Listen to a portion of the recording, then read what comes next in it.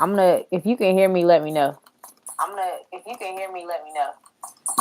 If you can hear me, let me know. Okay, I think If you something's can hear working. me, let me know. Okay, I think Okay. I see some movement on my microphone thing, so it looks like it's picking up. If at any point in time you cannot hear me, please don't hesitate to be like, "Hey Danielle, adjust your audio, something's off." I've always struggled with this. My AirPods broke this week, so I got to figure out another way to make sure my audio is working. I have a mic at my house. I just might have to start taking it with me everywhere I go. But today is August 18th, 2019. It's Sunday, August 18th, 2019. It's 3 o'clock p.m. That's right, 3 o'clock p.m. Y'all know what this is. It's Dope for Degrees weekly community scholarship chat. Thank you for that, sister. My sister said the audio is good. So thank you. It's been a while since I talked to you all. I know the last couple weeks I kept saying that I would try my best to get some footage to you all, some videos beyond the community scholarship chats, but the In My Bag tour has been my main focus.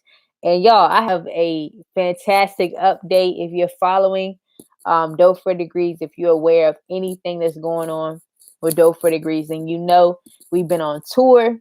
Dope for Degrees partnered with No More Interviews LLC, which is a company that encourages and inspires aspiring entrepreneurs, especially minority entrepreneurs, to take control of their lives and chase their dreams. And that company is co-founded by two great friends of mine, Corey Hackett Green and Kevin Stevenson, who are Virginia Tech graduates. Corey graduated with his Bachelor of Arts in Economics from Tech in 2017, and Kevin just graduated from Virginia Tech with his BS in Building Construction in 2019. I graduated with Kevin. And so they built that company. You can follow them at No More Interviews 777. That's No More Interviews 777. Let me type that in there. It's Instagram and Facebook if you want to follow them on social. So and what I mean by we is we as in Dope for Degrees, because Dope for Degrees, yes, it's a company, it's a private company, but it's also a community. It's a resource for parents and families who need help, for students who want to go to college and graduate debt free. That is what we do. Our mission statement is we teach students how to earn scholarships to go to college and graduate debt free. And I've learned as I've studied the process or the experience of a student from um, preschool up until getting to college, but also going to college, I've identified some critical barriers that get in the way of student success. And it goes back to what I refer to often as Maslow's hierarchy of needs. If basic needs aren't met, then it's hard to succeed. It's hard to thrive in those environments. And that's sometimes where you have these stellar athletes or these stellar researchers or educators or entrepreneurs or whatever they may be, they may become. You have these people who have literally, as Tupac said, a rose that grew from the concrete. They grow up in hard and unbearable circumstances, but somehow they still overcome. And my goal is to decrease the rigor of their day-to-day lives. Like, of course you want them to be challenged, you don't want everything to be given to them, but basic things like school supplies, a comfortable environment to do your homework, to think, to have Wi-Fi access to those things, like that is something that I want to make sure I can help as many people as possible have so that they can be successful, because that is essential to success in today's time and age. Like my grandmother was growing up, they didn't need Wi-Fi. They were doing everything by pen and paper and the internet. Like when she was in grade school, this is like in the 1920s, 1930s, they didn't have all that stuff. They pen and paper. But now in 2020 or 2019, excuse me, we need Wi-Fi. We do a lot of things electronically. Everything's done electronically. And so some students don't even have access to Wi-Fi, and they don't have the school supplies they need to be successful. And so it's hard to succeed, which can lead to behavioral and other issues. But I just want to get back on topic. Anyway, like I was saying, No More Interviews collaborated with Dope for Degrees. We collaborated with No More Interviews to host the 2019 In My Bag tour. If you haven't been following Dope for Degrees, the In My Bag Tour is our commitment. When I say our, I mean Corey, who I mentioned, who's a co-founder of No More Interviews, Kevin, who's also a co-founder of No More Interviews, and myself, our commitment to give back to our hometowns. And so we did a back to school giveaway. We did a back to school and teacher appreciation giveaway tour this month, August 2019. We went to my hometown of Danville, Virginia on August 3rd, and we gave away 250 book bags filled with school supplies and 100 teacher appreciation gifts. Then we went to Corey's hometown of Philadelphia, Pennsylvania yesterday, and we gave out the remaining 250 book bags. Yes, gave out more than 250 book bags. Went live. I'm sorry, I'm reading the comments. Somebody said Hitman223BC0311 said you need to wear a PT belt when going live. It's dangerous not to wear the PT belt when live. Hitman, if you could tell me what a PT belt is, I'm not familiar with that. What does PT stand for? I just would like to know more. I have no idea what you're talking about, but hey, you suggested it, so I'm always interested in learning more. Please let me know. But I will say this. I would say we went to Corey's hometown yesterday, Philadelphia, Pennsylvania. We gave away 300 book bags filled with school supplies and 100 teacher appreciation gifts at Sturgis Playground yesterday afternoon. And when I tell you it has been a blessing to be a blessing to so many other people, we have blessed more than 700 lives over the course of this tour. And we've literally given back and sown seeds into the community. And so if you are following Dope for Degrees on YouTube, if you're subscribed, then stay tuned because I'm doing recaps, behind the scenes, all those things in the coming months regarding this tour. Also providing some updates on what we'll be doing next. But by the grace of God, with the support of our communities, the support of our families and our loved ones, we were able to raise more than $10,000 in a month and a half to make sure we gave back. And so we started planning this effort in April of 2019, and we executed the vision in August 2019.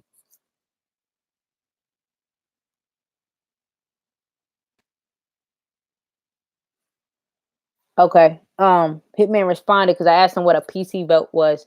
He said physical training reflective belt. It keeps you illuminated so you won't get killed when live. Stonewall Jackson would still be alive if he would have worn a PT belt. Okay. Thank you, Hitman. I appreciate that. I'm gonna look more into that after we finish this live, after we finish this conversation. Appreciate that. But let's keep going with the In My Bag tour. We did that. We executed the vision. It was phenomenal. There are photos, there are videos that are coming soon. We also, Channel 10 from Philadelphia came to the location and they gave us a segment. So we were featured on Philadelphia Channel 10 news yesterday, and today my aunt saw it today on the news, the TV as well. And so it's been amazing. Y'all really have to stay plugged and tune in. You can follow No More Interviews 777 on Instagram and Facebook for updates regarding social media. Because as you all know, I'm not on Instagram. I was on Facebook for the tour. I did post like on each platform one post about the tour. I posted a couple things on my Instagram story as well to make sure people were aware of what was going on. But follow No More Interviews on Instagram and Facebook for more things regarding the tour and updates on that. Anything related to Dope for Degrees, you want to come to our YouTube channel for updates on that. And anything regarding me, I also have my personal YouTube channel, but I mainly push out content to the public regarding Dope for Degrees. So that is how you can stay in touch and keep updated. You can also check out our website, www.inmybagtour.com, for more information about what went into this mission. And our GoFundMe is still open. The reason why it's still open is because we are going to keep it open. Our goal was $25,000. We're going to get as close to that as possible. We have some good news we'll be sharing this week. Hey, Free, how are you? Good to see you. So it's still open for donations to help us establish the In My Bag Tour Foundation, a nonprofit organization where we will ensure that we give back to our hometowns and other people who need help. So that's it regarding the In My Bag Tour updates for Dope for Degrees and what's going on right now. This week, no, I do want to mention this. I have a couple of speaking engagements. So if you're in the Woodbridge area hey, TMH, what's going on? Thank you, TMH. I appreciate that. He said Peace, Danielle. Hope all is well. Congrats on the tour completion yesterday. Free said peace and bliss, everyone. But yes, if you are in the Woodbridge area, that's Northern Virginia, I will be speaking at Forest Park High School on Wednesday, August 21st. I think it's the 21st this week on Wednesday. They're having a senior boot camp. So bringing in seniors and their parents to get a better understanding of what they need to do to prepare for college. And so I'll be doing a brief session, well, not even a session. I'll be doing a brief introduction of who I am during the end of the financial aid sessions at Forest Park High School. It's from 7. I know I'm supposed to arrive at 7:30 a.m. to set up. I don't know if the event starts at 7:30. I have to check the times and then give y'all an update. But you can subscribe to Dope for Degrees blog for that update, because I'll push that information out there. I probably won't have the time to shoot a video and edit and get it to you all before then. But I'm also speaking at C2 Education. They're doing an open house to the public in Woodbridge, Virginia. That's Northern Virginia, which is about 45 minutes from DC, this week on Friday. Friday's August 23rd. And they're going to share opportunities they have with help you prepare for college, SAT prep, scholarships. So I'll be doing a brief session, 15 to 20 minutes there as well. So you can come see me in person, see me live there. Next week is like all content creation, getting a little rest from the tour. But that's all for this week. So tips for scholarships for this YouTube live. It is currently 3:11. As y'all always know, you can drop a comment in the chat, a question in the chat. I'll keep going off the cuff until someone drops a question or comment, and we can touch base, and I'll answer and address your concerns. Hey, Danny Bell, I'm well proud of you as always. Thanks, Free. I appreciate that. I'm proud of you too. I will say, all right, so a lot of kids are in school by now. I know some kids don't go back to school until after Labor Day, but this is the thing you have to keep in mind. Top 2 things I'm going to tell you today. Prepare to submit your FAFSA for the 2020-2021 school year. The FAFSA opens on October 1st. The FAFSA is the free application for federal student aid. I'll say it again, FAFSA, free application for federal student aid. Let me pull up the website right now and pull that up so I can give it to you all. You want to submit this. Now, how does the FAFSA work? Basically, it's a government document that will allow you to get access to free aid. Financial aid, let me break this down for you all. There are different forms of financial aid. Students often ask me, well, I get scholarships, I get grants, but what else is financial aid? Are loans financial aid? Yes. I think there are 4 different types of financial aid. You have scholarships, grants, loans, work study. Those are the 4 different types of financial aid. Now, out of those 4 different types of financial aid, only one of them has to be paid back to the person who gave you the money, which are the loans. Scholarships, grants, loans, and work study. What are scholarships? Scholarships are a form of financial aid that is given to a student based on merit or need. Let me break that down. Scholarships are a form of financial aid. Okay, so what is financial aid? Financial aid is a monetary assistance that is given to a student to help them go to college. Boom. That's what financial aid is. What are scholarships? A form of financial aid that is given to a student to help them go to college based on merit or need. What is merit? Merit is performance academically, your talents, your things you're strong in. Like, for instance, I had a 4.1 GPA in high school. That was my academic merit, but I was also a public speaker. I had been speaking publicly through my Boys and Girls Club, my community, and my church in Danville, Virginia, where I'm originally from, since I was 11 years old. So I had a lot of training in that. I was able to speak to that. I raised funds for my Boys and Girls Club by sharing my story and sharing my experiences. So I spoke on that also. That was another form of merit. I had a special skill set. Your athletic ability, your ability to play a sport well, that is a form of merit. All of the things that are sometimes, and I say this, but I also hesitate to say this, not tangible. Comparing merit to need-based aid when it comes to scholarships. So merit, it's your gifts. I say it all the time. It's like something that's in the air. It's the thing that you're known for, quote unquote. You're a smart student. You are good at basketball. You're good at such and such and such. Whatever the case may be, that's your merit. The need-based aid is given to someone based on their financial needs. So if you live in a household, for instance, where your parents are disabled and they're relying on government assistance to pay their bills and live every day, then you probably qualify for need-based scholarships, meaning that your parents, based on what you report to the FAFSA, the free application for federal student aid, because you have to submit your household income, the amount your parents make and the amount you make. That's what makes up your household income, as well as anyone else who lives in your household.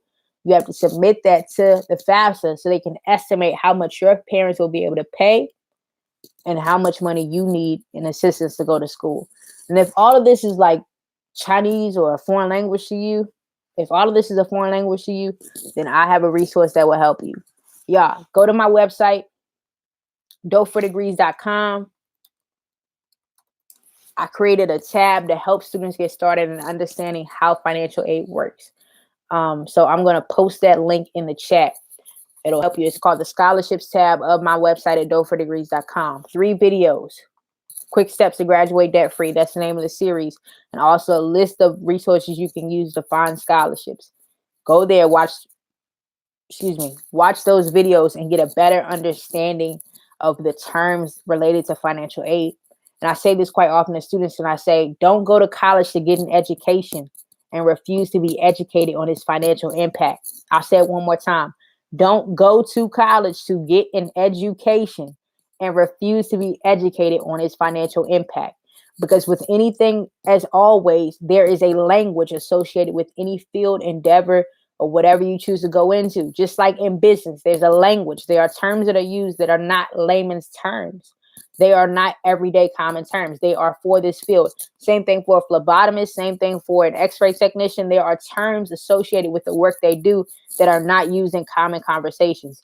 The same thing with financial aid and higher education.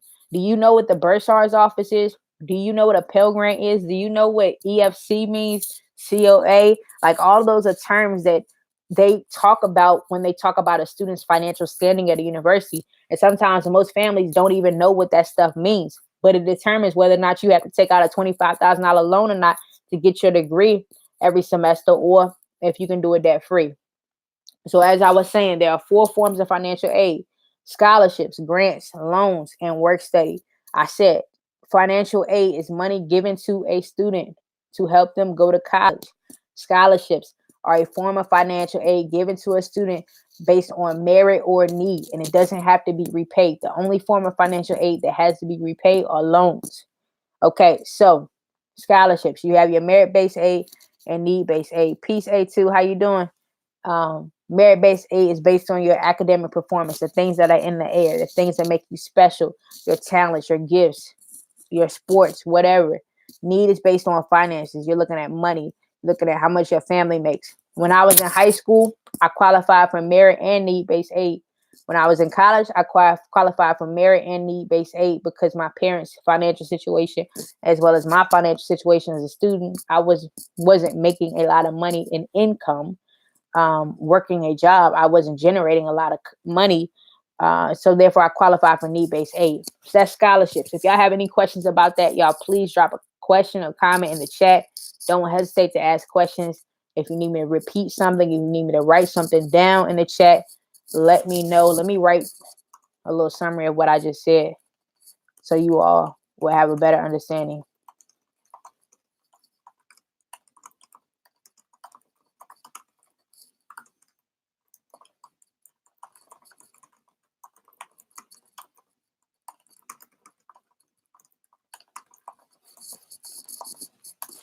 All right. TMH said, how early can a student apply for scholarships and grants? Okay, great question, TMH. Let me distinguish what scholarships and grants are before I answer that question. So scholarships is a form of financial aid given to a student based on merit or need. Boom. Students apply for scholarships. Scholarships can be given to a student given a full ride. You all may be familiar with athletic scholarships. You get a full ride for your performance. You don't necessarily submit an application to get that full ride, but your application is, quote unquote, your performance on the court or the field or whatever, telling the people, demonstrating to the people who are bringing you onto their team how well you can do and how you can contribute to their success. That is your, quote unquote, application. With grants, those are typically given by the state or the school or a private organization or a nonprofit to a student. A grant is not something you typically apply for. It's typically given to you based on a criteria. So for me, for instance, in Virginia, they have this grant called the trying to make sure I say it right, SEOG grant. SEOG, I don't know how they pronounce it. Federal Supplemental Educational Opportunity Grant. It's a federal grant that's given to students. I just Googled this, so you all could Google it too. I know it because I received it and I had to study and get an understanding of what it meant so I could explain it to my clients. But the Federal Supplemental Educational Opportunity Grant, it's more commonly known by the acronym SEOG, is a federal assistance grant reserved for college students with the greatest need for financial aid to attend school. So once again, you're looking at students who have need. And I hear this question, I'm going to address it real quick. Can white students or students who come from higher income backgrounds, can they win scholarships? Yes, they can. So let me answer your question, Thomas. How early can a student apply for scholarships and grants? How early can a student apply for scholarships? You can apply for scholarships as soon as I've seen it is middle school. I've seen students apply for scholarships and win scholarships in middle school. And what happens when you win those scholarships? Well, what typically happens is they will hold the scholarship in your name until you're a senior, and then you send them proof of your acceptance into XYZ University or proof of enrollment, and they will send the check to the school in your name, and the school will post it on your student account. How early can you apply for grants? If a grant is given by a private business to a student to help them go to college, then based on the criteria of that grant, you should be able to. Typically, from my understanding and my experience, you don't apply for grants. They're given to you based on your criteria. TMH, let me know if that answers your question. My sister said, what advice do you give kids who would like to qualify for a merit-based scholarship but aren't doing anything to work towards that? That's a great question. Once again, she said, what advice do you give to kids who would like to qualify for a merit-based scholarship but aren't doing anything to work towards that? I often tell kids, I said, okay, so you, hey, David Corey, how you doing? I said, you watch your parents go to work every day. They go to work to pay the bills and make sure you have a good quality of life. You watch them sacrifice and build your household from the ground up. Though you may not have an understanding of the depth of that, you know that they have to do something to maintain the quality of life you currently have. They have to put in some type of work to make sure you have a bed to sleep in, you have lights to cut on and off, you have a refrigerator door to open, and there's food in it. They have to do something. Now, their job requires them maybe to go sit in the office. Their job maybe requires them to travel. Their job maybe requires them to do some type of work. Your job is school. Your job is to go to school and do well. Your job is to perform. Now, I don't say that to negate students who have to do more than just school, because trust me, I was one of those students. So I know what it's like to have to do well in school and also have to help take care of things at home and do other things that you're doing and maintain all of those balls that you're juggling in the air. I know exactly how that feels. But your job is to do well in school, because just like your parents, if that core thing that you're supposed to be committed to isn't done and taken care of, it's going to lead to a lot of trouble and headache and heartbreak. So if you are failing school, you are limiting your success, because at this point in your life, from kindergarten until 12th grade, you have to go to school. Like, it's a federal law, it's a state law. You have to go to school. And it's required. Now you drop out, okay, boom, y'all. There are repercussions and a path you can take to dropping out of school and still be successful or do what you want to do in life. But by law, quote unquote, truancy laws and things like that, you have to be in school. So what advice do I give to students who would like to apply for a merit-based scholarship but aren't doing anything to work towards that? My first thing is, what do you want out of life? Do you want to live a low quality life? Do you want to struggle all of your life?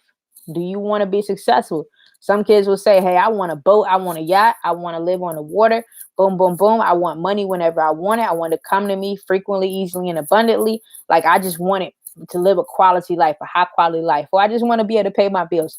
Whatever it is, you got to do something right now to help get you there. And so what that means is doing your best in the classroom. Merit, like I said, comes in many different forms. Academics, it comes in sports, it comes in a talent, a skill, a gift, something you practice daily. That is what it requires. Now, a merit-based scholarship, but you aren't doing anything to work towards that. what you're going to have to do is you're going to have to start putting in work. So you're going to have to start making a commitment. You want to commit to your success. Like I just asked you, what is it that you want out of life?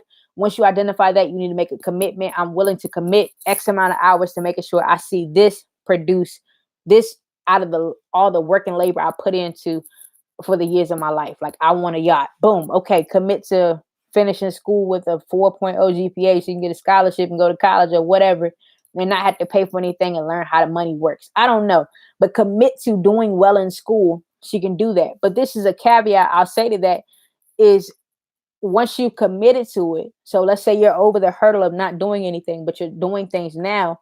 You need to document what you're doing. Start a YouTube channel. The best form of communication is video. Everyone watches videos, whether it's TV, movies, YouTube, Facebook, Instagram. Everyone's watching videos all the time.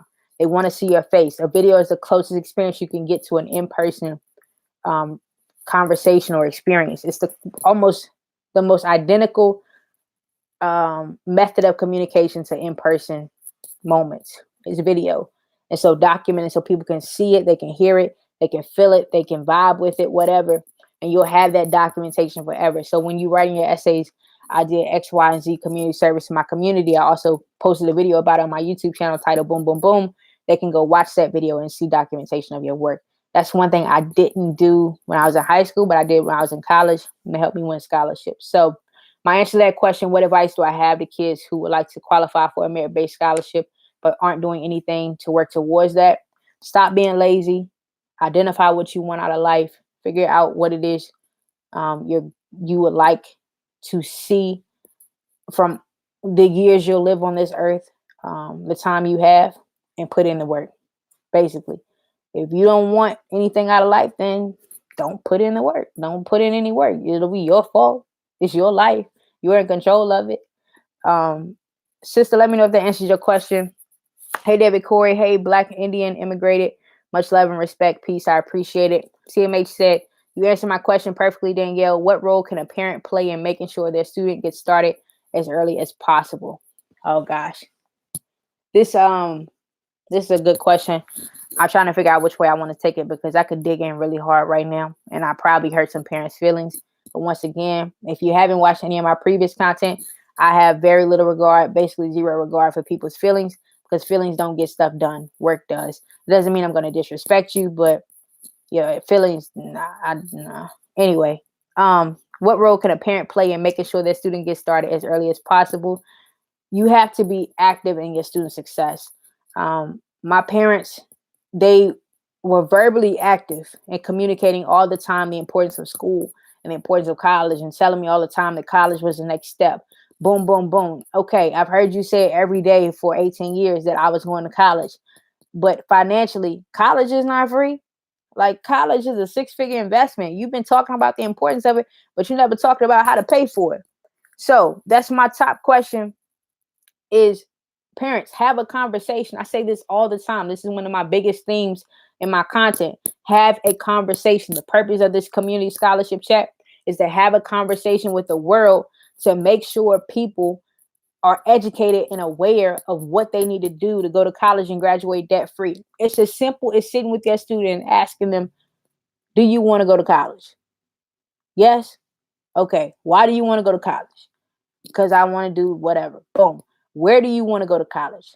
Okay. Boom. Let's sit down and look it up how much it costs. Now, based on those figures, I make $46,000 a year and our living expenses are $38,000, which leaves us $8,000 every year in extra money that I can put aside to work toward you getting to college. Now, I probably want to take us on a vacation every year. So that's another $3,000 just to say that. $5,000 left out of my yearly salary. And if they're having this conversation, their students freshman year of high school, let's just say hypothetically, and this never really happens that often because life comes and life hits hard. But let's say when they're saving $5,000 a year toward their student going to college from their freshman year of high school until their senior year of high school. By the time they finish high school, they're going to save $20,000. 5 times 4 is $20,000. That $20,000 was not even the full cost of my first year of college. That $20,000 will probably be the amount they pay in helping their student get to college. Because once again, you got to pay application fees. You got to pay to apply to get into the school, and they can accept or deny you. Then, if they accept you and you decide to go there, you have to, I don't know, something just said on my computer, unable to connect to the chat. Please try again later. I think it might be a connection error, a network error. But anyway, you got to pay to apply to the school. They can accept you or deny you. Let's say they accept you, you decide to go there. You got to pay to reserve your spot. That's called a matriculation deposit, which allows you to hold your seat at that university. When I went to school, because I just graduated in this year in May, when I went to school, my matriculation deposit was $400. I had to pay $400 to hold my spot at a university. Okay, boom. My application fee was probably $60. So that's $460 right off the bat before I even step on the campus. Then I'm gonna need to furnish my dorm room. I'm gonna need gas money to get to school. You're gonna need money to get your hair done. You're gonna need money for toiletries. You're gonna need money in your pocket for spending money. Like, college is expensive. And so I remember my first year, I had enough scholarships to pay for it. Quickly realized I didn't have enough money to cover all years, though I had just earned more than $100,000 in 5 months as a high school senior. And my refund check for my first year, if I remember correctly, was $10,000. My first semester, excuse me. My first semester, I went to college. I was 18 years old. I got a refund check of $10,000 deposited straight into my account. That was my money. My mama couldn't tell me what to do with that money. My daddy couldn't tell me what to do with that money. That was my money. $10,000, 18 years old. And I had to spend every penny to live at college that year, that first year of school, because I had to get my hair done. I had to pay to get around camp. Or if I want to go off campus, I didn't want to eat campus food all the time. So, like, different things like clothes. I lived in the mountains, so the weather was crazy. I had to buy jackets and boots, and the stuff costs. Stuff is expensive. So that family who makes $46,000 a year, like, by the time you try to save up for your kids' education, you don't have anything or you don't have enough. And so, what role can a parent play in making sure that student gets started as early as possible? You need to have the conversation as early as possible. You need to have the conversation today, not tomorrow, today. So y'all can start making some steps in the right direction. I'm not sure if y'all can respond in this chat because it says it's not working on my laptop.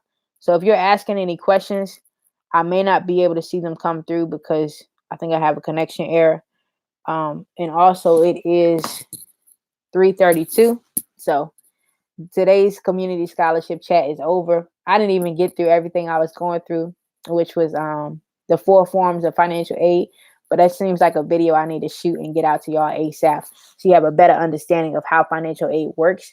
But these questions that were asked today, they were amazing. So thank you all for your time, your attention, your participation. Thank you for engaging. And I appreciate this conversation today because these are some critical questions that a lot of people don't ask, or they wait until the last minute to ask, and they have a lot of hiccups and problems. I will close out today by saying that whatever you want to do in life, like if you want to work a full-time job, you want to go to college, if you want to play a sport, I don't know, be an architect, whatever it is, if you identify what you want, as soon as you identify it, you need to start preparing for it. Preparation is what enables people to be successful. The In My Bag tour is a case study for that. We took 5 months to prepare for 2 events that totaled 4 hours. 5 months of preparation.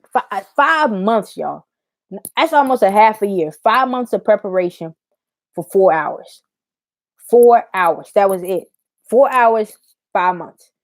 Like, the sacrifice and dedication and commitment that required was beyond what I imagined, because it took a lot. It required a lot of me, and it didn't allow me to give myself in other areas where I need to give myself. But what I learned was that now I have more information, I have more knowledge to give to my clients and students and give on YouTube, because going to college, you got to start preparing for that ASAP. That's a 4-year experience. If something that took 4 hours to execute took 5 months to prepare for it, you think you can prepare for college, a 4-year experience, in 2 months? Come on, y'all. Come on. No, it takes years. It takes decades to prepare for that opportunity. If it took us 5 months to prepare for something that only lasted 4 hours, it's going to take you at least 10 years to prepare for something that's going to last 4 years. So, especially if you're economically disadvantaged and systemically disadvantaged, yeah, you got to put in more work. But I'm here to support you. I'm here to help you. I've got your back. Like I always said, I'm a resource.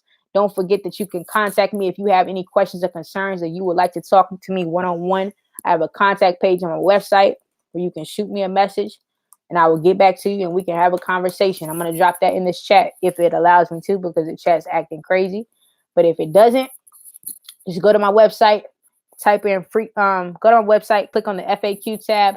There's a sub tab under that tab called contact, and you can contact me. It's not letting me send that link to you also. Don't forget to go to dopeforthegrees.com and click on the FAQ tab and click on the contact tab under that. I love y'all. I appreciate all your time and attention and energy, and get ready for some content related to what we talked about today, because I definitely have some stuff I need to share with you all. Love you. Be safe. Be blessed. Have a great weekend. Talk to you soon.